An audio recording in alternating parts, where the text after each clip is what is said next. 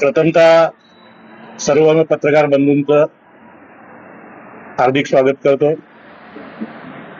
सर्वांना माझा जय हिंद जय महाराष्ट्र. आज या ठिकाणी बृहन्मुंबई महानगरपालिकेच्या निवडणुका होऊ घातलेल्या आहेत आणि त्या निमित्तानं माझी पत्रकार परिषद मी आयोजित केलेली आहे. गेले 30 वर्ष शिवसेनेच्या माध्यमातून हिंदुहृदय सम्राट माननीय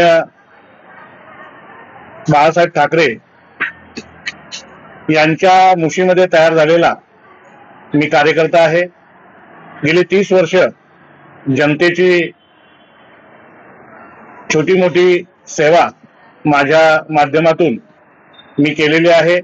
संघटनेच्या माध्यमातून अनेक लोकोपयोगी हिताची कामं मी या वॉर्डामध्ये नव्हे तर या मुंबईमध्ये, मला बाळासाहेबांनी पहिली संधी दिली.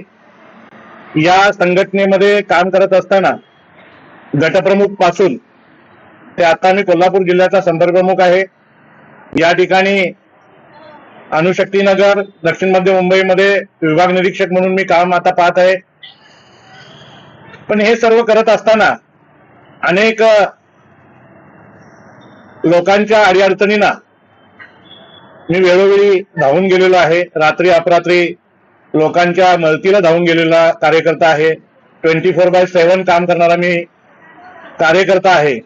मी बाळासाहेबांचा शिवसैनिक आहे, शिंदे साहेबांचा शिवसैनिक आहे, धर्मवीर आनंद दिघे साहेबांच्या विचाराने चालणारा मी शिवसैनिक आहे. तर हे सर्व करत असताना आज हा वॉर्ड क्रमांक 143 गेल्या अनेक वर्षापासून एससी ओबीसी यांच्यासाठी राखीव होत होता. पण आता सर्वसाधारण महिला याच्यासाठी हा वॉर्ड झालेला आहे आणि त्या निमित्तानं ही चालून आलेली संधी आहे.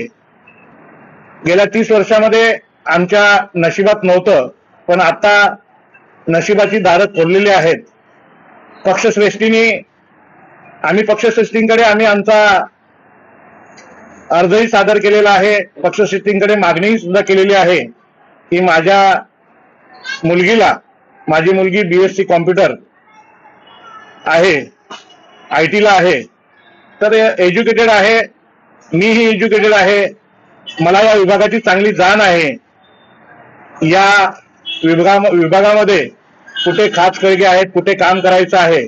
गेली अनेक वर्ष अनेक नगरसेवक झाले, अनेक आमदार झाले, खासदार झाले, पण लोकांच्या समस्या काही ज्या आहेत त्याच आहेत. त्यामुळं मला काम करायचं आहे. मी कुणी काम केलं कुणी नाही केलं ह्याच्यामध्ये आता जाणार नाही, पण मला पक्षश्रेष्ठींनी आता संधी द्यावी. त्या संधीचं सोनं केल्याशिवाय मी राहणार नाही. आणि या वॉर्ड क्रमांक 143 मध्ये मी निश्चितपणे सांगू शकतो की सर्व जाती धर्माची लोक ही मला चांगल्या पद्धतीने मदत करतील. मी एक चांगला समाजसेवक आणि लोकांच्या मध्ये मिळून मिसळून राहणारा, लोकांच्या अडीअडचणीला धावणारा मी एक कार्यकर्ता आहे. आणि त्यामुळं जनमानसामध्ये माझी चांगली प्रतिष्ठा आहे. लोकांच्या मध्ये मी मिळून मिसळून राहणारा एक सेवक आहे. जर मला ही संधी दिली तर निश्चितपणे 201% सांगतो की माझी मुलगी जी आहे ती, माझ्या मुलगीला मी निवडून आणल्याशिवाय राहणार नाही. जे काही करावं लागेल निवडून आणण्यासाठी ते करण्याची जबाबदारी ही माझी असेल. तर पक्षश्रेष्ठींनी याचा निश्चितपणे विचार करावा अशी मी पक्षश्रेष्ठींना विनंती करतो. आणि मला एकदा संधी द्यावी, कारण बऱ्याच लोकांना आपण संधी दिलेली आहे आणि बऱ्याच लोकांचं कल्याण केलेलं आहे. आमच्या डोक्यावर एकदा आपण पक्षश्रेष्ठींनी हात ठेवावा, आमच्यावर विश्वास ठेवावा.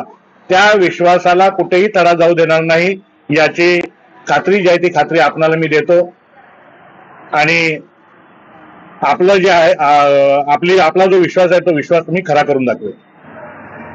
माझ्या माध्यमातून माझी मुलगी जी आहे, माझी मुलगी इथे तिची जन्मभूमी आणि कर्मभूमी सुद्धा हीच आहे. माझी पूर्ण कर्मभूमी इथे गेलेली आहे, 30 वर्ष गेलेली आहे. या महाराष्ट्र नगरमध्ये आम्ही सुरुवातीपासून हे महाराष्ट्र नगर वसवलं आम्हीच. नानासाहेब माने, मी, गावडे, इतर बरेचसे लोक, जे जुने लोक, धुरी, धुरी, पावसकर, ही लोक बरीचशी अशी लोक होती जुनी, त्या लोकांनी हे महाराष्ट्र नगर वसवलं. या महाराष्ट्र नगरमध्ये बऱ्याच अडीअडचणी होत्या, त्या अडीअडचणींना आम्ही सामोरे गेलो. अजूनही जे पाहिजे ते अजून महाराष्ट्र नगरला मिळालेलं नाही. या महाराष्ट्र नगरमध्ये अनेक खासदार, अनेक आमदार, अनेक नगरसेवक होऊन गेले, परंतु कोणत्याही नगरसेवकाला किंवा कोणत्याही आमदाराला, खासदाराला या महाराष्ट्र नगरचा विकास, निश्चितपणे या वॉर्डाचा विकास करता आला नाही.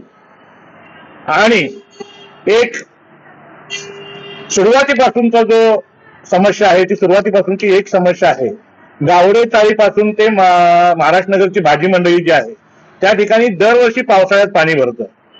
आणि हा सगळ्यात मोठा प्रॉब्लेम आहे. हा सगळ्यात मोठा प्रॉब्लेम हा काही दिवसामध्ये सॉल्व्ह होऊ शकतो, काही सेकंदामध्ये सॉल्व्ह होऊ शकतो, परंतु तो आजपर्यंत कुणी करू शकले नाही. तो प्रॉब्लेम जेव्हा मला ही संधी देतील तेव्हा निश्चितपणे पहिला जो समस्या असेल ती समस्या पहिली ती घेणं. त्यानंतर दुसरी जी आहे, एनएडी आणि महाराष्ट्र नगर मधील जो नाला जो आहे, या नाल्यामुळे बऱ्याच अडीअडचणी ज्या आहेत त्या अडीअडचणी येत आहेत.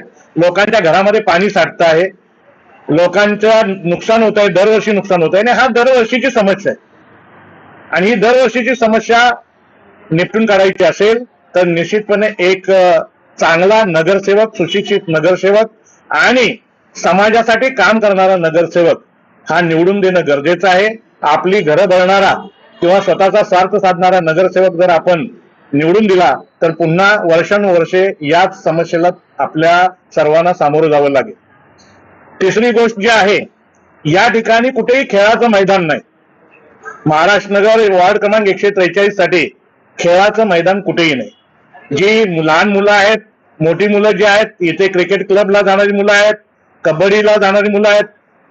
मी स्वतः कबड्डीच्या मुलांना, क्रिकेटच्या मुलांना प्रोत्साहन देत राहतो. दरवर्षी आमचं महाराष्ट्र नगर प्रीमियर लीग म्हणून MNPL भरवलं जातं.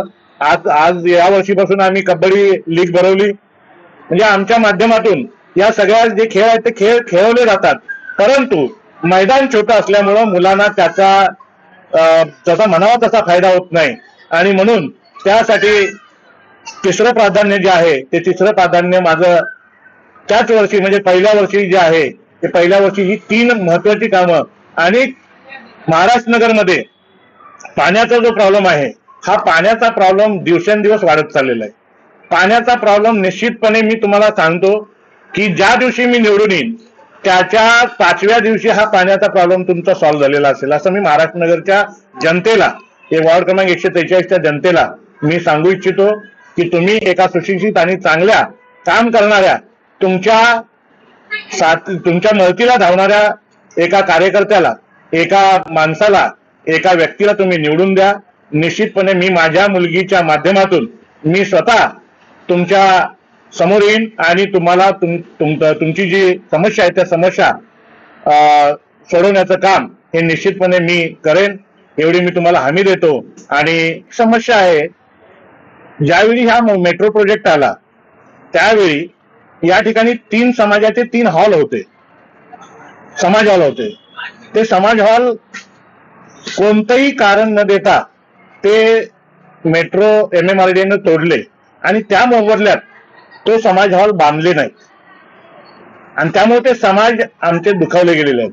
नरेंद्र महाराजांचा संप्रदाय, श्री संप्रदाय यांचा हॉल होता, तो हॉल तसाच आहे. ते आज गेली 4 वर्ष आज फेऱ्या मारतायत, परंतु आज उद्या चालू आहे. दुसरी गोष्ट, जय भगवान या समाजाचा हॉल होता, त्या समाजाला सुद्धा गेली 4 वर्ष टोलवलं जात आहे, आज उद्या. आणि तिसरा हॉल होता तो मराठा समाजाचा हॉल होता. मराठा समाजाला सुद्धा आज उद्या, म्हणजे तिन्ही हॉल जे आहे ते एका ठिकाणी होते आणि एका ठिकाणी असल्यामुळे ते तिन्हीच्या तिन्ही हॉल तोडले. आणि त्यामुळे त्या समाजाची माणसं जी आहेत ती माणसं दुखावली गेलेली आहेत आणि त्यांना त्या मोबदल्यात कुठेही जागा किंवा हॉल बांधून दिलेला नाही. आणि ज्या रूम दिलेल्या आहेत त्या रूम व्यक्तिगत नावावर लोकांच्या दिलेल्या आहेत. ज्या हॉलमध्ये ते विश्वस्त होते त्यांच्या नावावर दिलेले आहेत आणि त्यांनी ते रूम स्वतःच्या नावानं भाड्यानं दिलेलं आणि ते भाडं ते लोक खातात. त्यामुळे समाज हा उपेक्षित राहिलेला आहे आणि त्यामुळे त्या तिन्ही समाजाचे श्री संप्रदायाचा हॉल, मराठा समाजाचा हॉल आणि जय भगवानचा हॉल हे तिन्ही हॉल झाले पाहिजेत, यासाठी प्रथम प्राधान्य मी देणार आहे. तेव्हा सर्व या समाजाच्या लोकांनी माझ्या पाठीशी उभं राहून मला सहकार्य करावं अशी मी आपणा सर्वांना विनंती करतो आणि आजच्या पत्रकार परिषदेमध्ये थांबतो. जय हिंद, जय महाराष्ट्र.